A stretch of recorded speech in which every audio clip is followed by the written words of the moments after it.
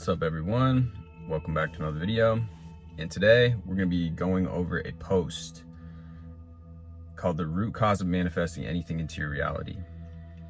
And I think this person does a good job of explaining this idea, which we've talked about many times, but there's so many different ways of saying this. And I'm going to read the post here and then we'll talk about it. So this post is an attempt to simplify the various tips and techniques for applying the law of assumption, the law of attraction. While these methods work differently for each person, understanding the root cause can help you manifest things quicker and with less effort. If this doesn't resonate, feel free to do what works best for you. I manifested various things in my life: money, career success, a loving relationship, a complete change in appearance, awards, trips, and more, most of which seemed nearly impossible at the time. But all of it came crashing into my life like nobody's business. For some, I used visualization. For others, I simply assumed it was done. For the rest, I assumed it was coming, but not yet complete, and that's okay too. Looking back at these manifestations, I noticed a common denominator in my efforts. So what actualized everything in the 3D? It was observing its presence in my reality. When you visualize, you observe its presence. When you assume it's done, you observe its presence. And when you assume it's coming tomorrow, again, you observe its presence. So when does it supposedly fail to actualize in the 3D? When you observe its lack. It's still your manifestation delivered to you exactly as you perceive it. For example, if you visualize holding hands with your SP, but then immediately get triggered that they're with someone else, you're observing its lack. Your current assumption is always actualized. In my experience, if you negate your assumption with an opposing one's, that opposite will override it, since that's your present assumption then. And that's why it takes longer for many people. This is why some find manifestation tough when it's actually quite simple. If you do not negate the assumption, it will actualize in your 3D almost out of thin air, believe me. It doesn't matter if you assume it's done, assume it's coming tomorrow, assume it will happen next week, assume it happened in the past, or simply assume the feeling. As long as you're observing its presence, it works. You'll know when you're doing this successfully because you'll notice a change in your state. That's why people advise you to stop looking for evidence, because when you do, you start to observe its lack again. Whatever method helps you observe its presence, use it. There's no need to argue semantics in your mind or get confused. It's a simple phenomenon that will never fail you. It's as precise as a mathematical equation where the output is 100% correlated with the input without any randomness. I hope this helps those who've been feeling overwhelmed and want to simplify their approach. Yeah, so I love the explanation. I don't really like to speak in such absolutes. If you're familiar here with the channel that we have here, I take this balanced approach, and I'm always using this basically visual aid here to describe when you're speaking in such absolutist terms, two things are always true. As within, so without, like there's all these, the principle of polarity, which is spoken about in various traditions, but mainly I refer to it as spoken about in the Hermetic principles, in the Kabbalion, and the Emerald Tablets. This manifestation community focuses on the 4D and just assuming. And a lot of the people speak so dogmatically about this that they don't acknowledge the 3D at all. And my whole thing is that both are important. Because if you ignore one or the other, you're falling into this extreme of opposites again. And really the path, as you observe, like this person's using the same language that they're using, people that are able to achieve things, it's because they use both. They are able to mentalize, they're able to visualize, use their imagination towards what it is they want, direct their mental energy on the mental plane, on the spiritual plane, and then they also follow that up with aligned action. So I just want to read some of the comments here. So, such a helpful reminder. In my experience, putting things in the past, quote, has helped me tremendously because it collapses the thought branches of when will it happen? Where is it? It's simply already happened and in the past now, so I can observe it without contradictions. I honestly forgot how well that works for me, so I'm really grateful you posted this. Also, something else I've done that's super helpful is imagining the possibility that since everything exists in consciousness, I can observe things that exist in other realities just by observing them internally. It seems to hasten their manifestation into my 3D physical world. So somebody asked, this is a good question, how do you observe it without contradictions? How do you not allow the observation to trigger you? So somebody replied here, if you accept that creation is finished and everything exists now in consciousness, then concepts like time are a tool that's meant to be used to navigate the 3D. So I can accept that it's done and put it in the past mentally. Then whenever thoughts arise that might contradict it, I can refer back to this and say, oh, never mind, I forgot it already happened. So by doing that, I'm collapsing all the thought patterns that align with the desire not being there yet physically. I'm still triggered from time to time, which is normal because we're people. We tend to care very much about things that matter to us, but I do my best to remember there are infinite possibilities because creation is finished. There's nothing to worry about, and consciousness is the true reality. The 3D is just a reflection. So it doesn't have the power to hurt us. So I can just simply choose what's true now, and the things that triggered me are completely disempowered. Sometimes that takes practice, but by dropping resistance to the triggers, then redirecting your intention to experiencing your fulfilled desire internally instead, the triggers gradually stop holding importance. You see it as feedback of your internal state and use it as an opportunity to affirm, assert your choice. Yeah, that is a fundamental part of this, is affirm, assert your choice. Ultimately, it's up to you what you decide any of these things in the external mean. We've been trained, we've been hypnotized, we've been brainwashed into believing in limitation, or into believing that certain things mean, and some of it is external. Part of it is it's nature and nurture both, because also we as human beings grew up in environments which were much more difficult, and our survival instincts keep us on high alert for things to be afraid of, for danger, for scarcity. And so we tend to delve into that type of consciousness rather than dwelling in the state of abundance, dwelling in the state of the wish fulfilled, or what have you. And it really is us reprogramming our own minds by the simple use of our attention, what we are focusing on. As this person said, by observing what we are focused on. Everything in reality is made up of fields of energy. And by agreeing to something, by focusing on something, we are agreeing to allowing that into our consciousness or into our bubble of reality.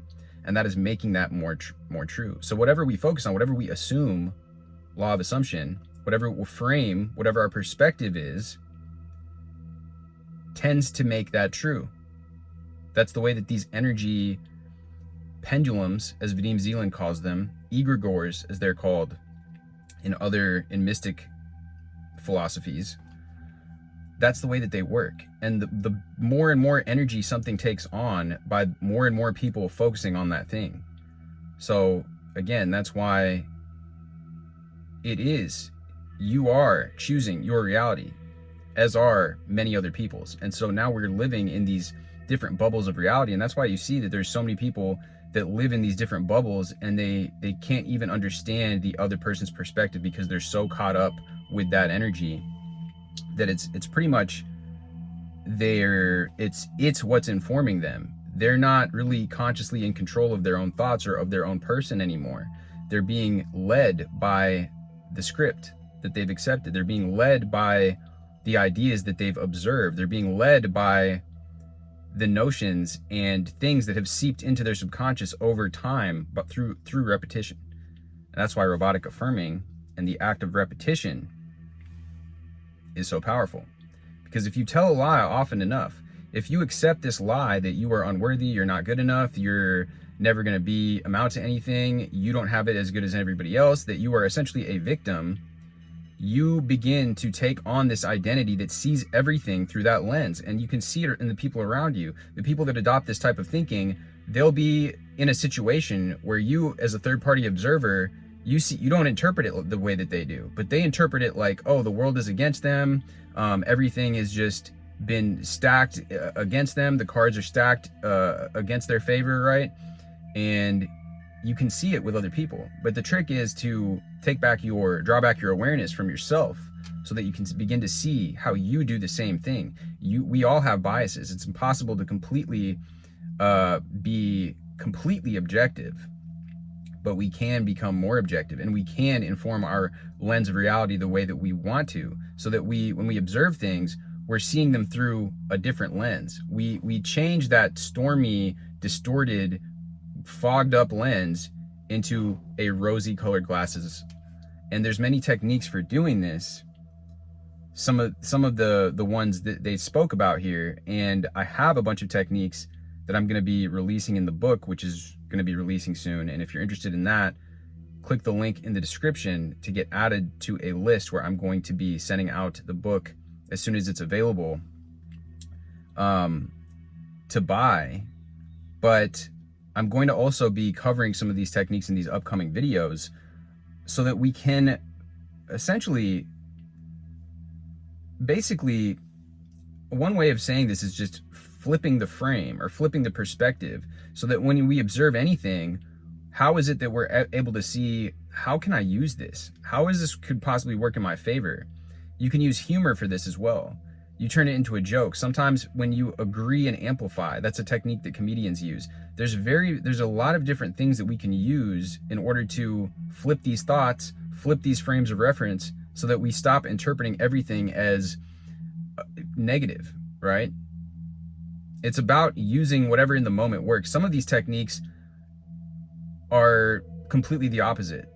Like, some of these techniques are counterintuitive. Some of them you'd think, oh, that would never work for me, but you have to try it, and it's about experimenting with them.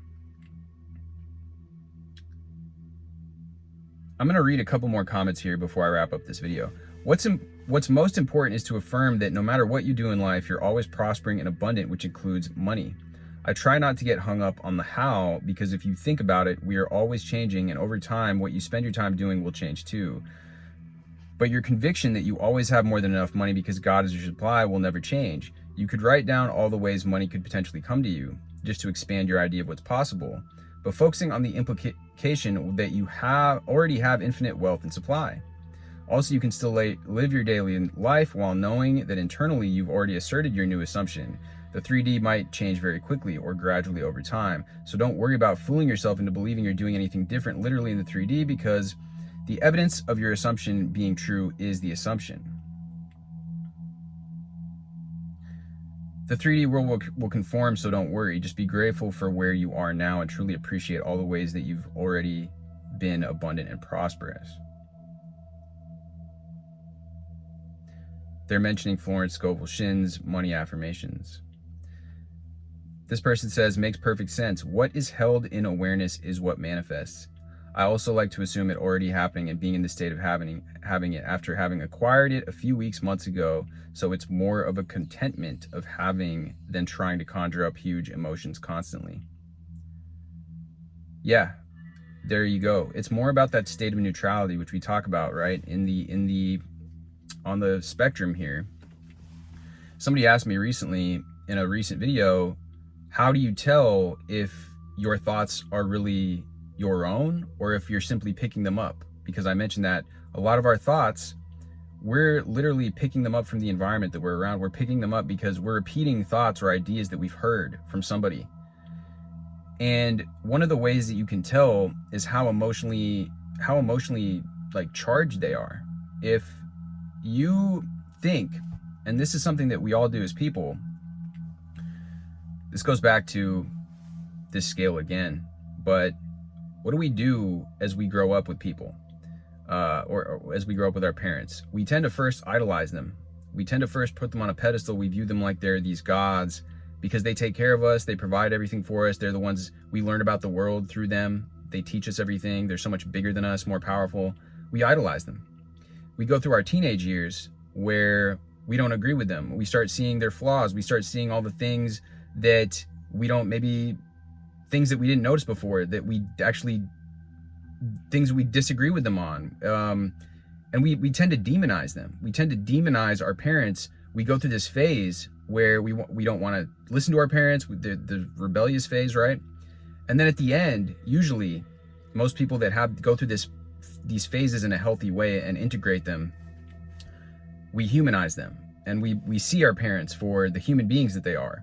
We see them as the good in them, and we also see the things that maybe we don't agree with, or the things, you come to this understanding that they're also doing the best that they can. They're also human beings too. They're not these infallible gods and deities that we thought they were as we were growing up as children.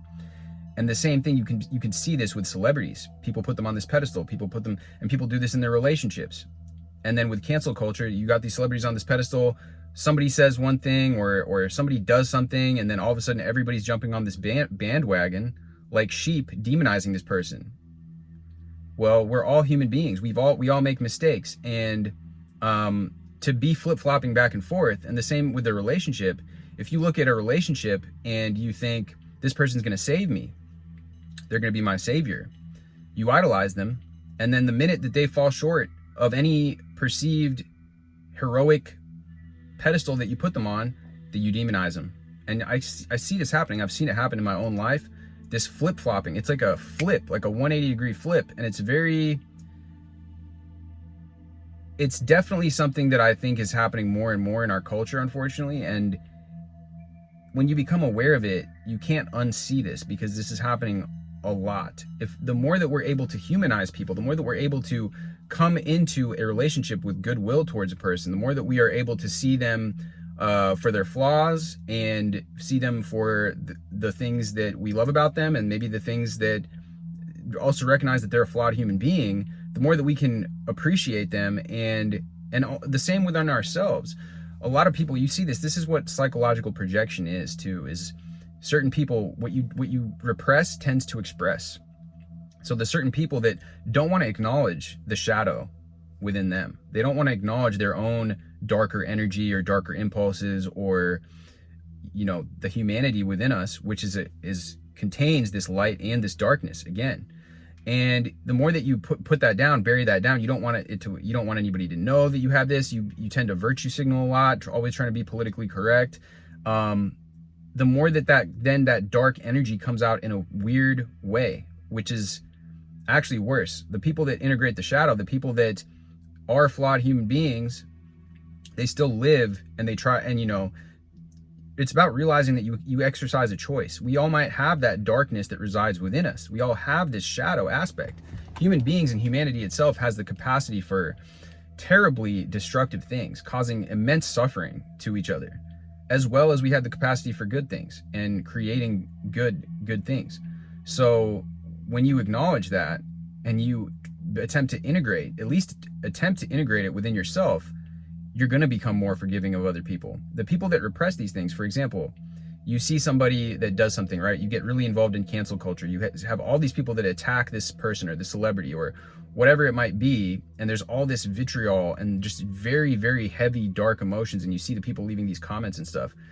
The more that you see that kind of unhinged reaction, and you see it on TV too with these just newscasters, or you see it on social media with people, and the more of that, the more that you can pretty much trust that there's a lot of projection going on, and this person has actually absorbed. They're not really the thoughts of their own. They're not really looking at reality objectively. They've idealized something, then demonize it, and they project. And another insidious thing that we have is this victim mentality, which gets perpetuated because when people fall into this type of thinking, then it's excused to demonize the supposed persecutor or the supposed oppressor.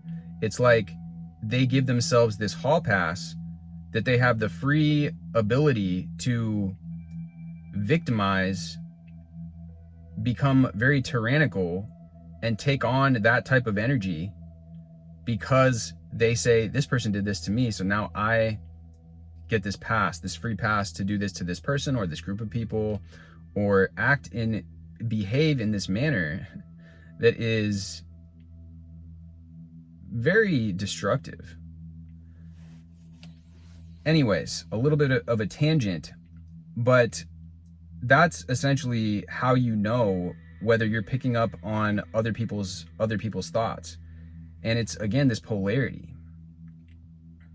Do you have this extreme idolization of something or someone and this extreme desire that's overblown, like that lustful energy where you're like frothing at the mouth over something? Or do you have this immense vitriol and hatred towards something or someone that looks really unhinged? And the more of either of those that you have, the more that you can bet that you've probably been picking up on the thoughts of others. You've probably been allowing these types of energies have seeped into your consciousness, and they're operating through you. The pendulums, the egregores. And the more that you judge others, you notice that the more that you judge yourself, you cut off that part of yourself. You don't want to acknowledge this shadow within yourself. And so that's when you see all this. That's when you see all this behavior going on. I'm gonna quickly read a couple more posts and then finish the video out. So this is such an intelligent post. You've hit the nail on the head. I've always struggled to communicate what I mean when I say the law is more about being aware. Yes. Rather than feelings and emotions. That's what I've always spoken about. It's about what's dominating your awareness, is another way of saying this. What is it that you are putting your attention on? This is it. It's about acknowledging its presence. And for me, it works most magically when I manage to do this quite neutrally. Same. Exactly the same. That's why I love all the posts on here about that effectively emphasize the importance of having fun subjectively. Because this is all about basking yourself in the reality of something, but in a subjective, even make-believe way, which signals its presence and not its lack. For example, I'm a naturally slim person, but sometimes I like to push the limits and become really fit and strikingly skinny, while still being healthy, of course. I have a lot of fun doing this. A really effective way for me is to find a song that sounds glittery, feminine, and peppy, and picture myself dancing to it, perhaps in a Y2K outfit, as this strikingly model-like girl. This always elicits really fast changes in me. I only crave healthy food, feel more motivation for the gym, and become that uber fit version of myself again very quickly. Counting calories and thinking rationally would not achieve the same result for me. I'd experience hunger from that mindset. I know that because I've tried it. Personally, I think this is a good example of me acknowledging the presence of that version of me. Yeah, this is very powerful. One example is like, as we go to the gym, we're not focusing on the pain of going to the gym. We're focusing on that image of ourselves, that physique, us standing in the mirror, maybe us at the beach or at the pool, looking great, looking how we want to look and feeling how we want to feel. Similarly, when you decide to assume a brand new state because you want others to treat you very differently, you're effectively highlighting that sector of reality and pointing to its presence, whereas trying to mold yourself to each person's liking highlights the lack of you being universally accepted, cherished, worshipped, respected. Wonderful post. Thank you. Yeah, that's like the language that Vadim Zeland would use. You're highlighting this sector of reality or this timeline where you are respected and you see in your mind's eye other people at your side, other people that are speaking highly of you. You know, you can use your inner conversations. Sometimes I'll do things like imagine inner conversations. You can imagine eavesdropping over people. This is a Neville Goddard technique. You imagine people speaking highly of you while you're not around. Oh yeah. Oh my gosh. Like, did you speak with him or speak with them? Oh, they're so well spoken. They're so attractive. They're so magnetic. I hope that you're able to get a chance to hang out again. That type of thing. I mean, you really have to get into your mind and use your creativity to come up with this stuff. But you can imagine there's all kinds of uses for this. whether in the workplace, whether romantically, you hear other people speaking the things that you want them to think of you. Oh, they're so proficient at their job. They're just killing it in here. I can't believe, like, we're so lucky to have hired them, right? Or in the case of romance, it's like, oh my gosh, like, they're so amazing. They're so charismatic. They're so cool. I'm just like so lucky that we were able to go on that date. I'm so lucky that I'm gonna call him or her, or insert your name here, as soon as I get home.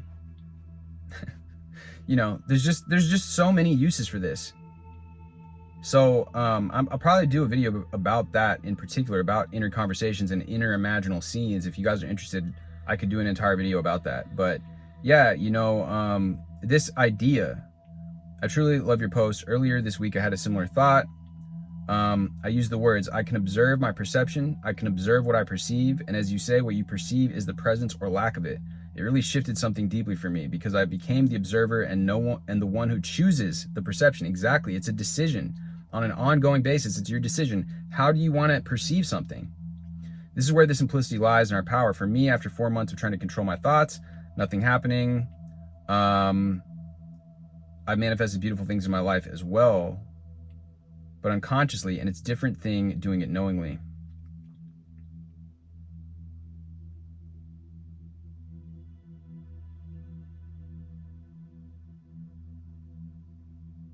Then this person's going into their success stories.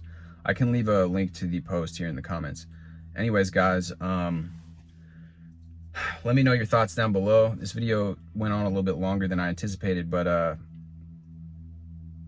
lot of food for thought here, a lot of just going over these ideas in ways in which the repetition, again, once you accept these ideas, once you really believe this, that is a meta affirmation in itself, that, you know, that by allowing something to seep into your subconscious, by observing it, you make it more true. And when you accept that, you don't have to engage in some of these practices that may not resonate or may not have been working for you, because when you use your logical understanding of that look, like, the more that I focus on something, and that's how propaganda works, that's how brainwashing works, the more that I focus on an idea, the more that I observe something to be true, whether in my mind's eye, whether I'm feeling it, whether I'm simply using the language, whether it's inner conversation, robotic affirmations, the more that I dwell in consciousness on something or the possibility of something, or I'm more gentle about it, like, oh, well, you know, what if this was possible for me? So that you shift from observing the lack to observing the possibility of it. When you accept that, using your logical mind will now be satisfied, and you can now pick out times of the day, use some relaxing meditation music, dwell on these thoughts, dwell on these imaginal scenes, on these inner conversations, and simply do the practice knowing that it will work, that it will take hold, using your logic. You don't have to engage in, like this person said, the feeling necessarily, because when you accept that it is the awareness, and the more that you dwell in awareness, in consciousness on this, that it is that you're bringing about, the more that you will shift towards that. If you utilize the timeline type of model, the more that you are getting in touch with that version of yourself, the more that you are getting in touch with that parallel reality, or that timeline where that is true. That being said, guys, much love as always. Drop this with a like, hit me with a subscribe, and I will see you guys in the next video.